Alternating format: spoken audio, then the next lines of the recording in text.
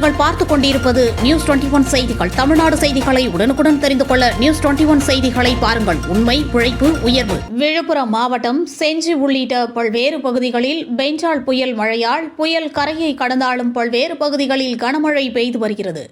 இந்நிலையில் செஞ்சி ஒன்றியம் அத்தியூர் ஊராட்சியில் கனமழையால் பாதிக்கப்பட்ட மலைவாழ் மக்களை அத்தியூர் அரசு நடுநிலைப் பள்ளி முகாமில் தங்க வைக்கப்பட்டுள்ளனர்.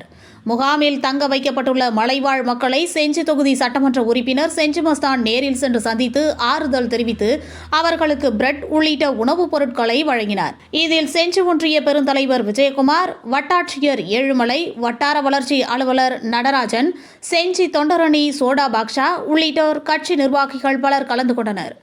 நியூஸ் 21 செய்திகளுக்காக ராஜாமணி.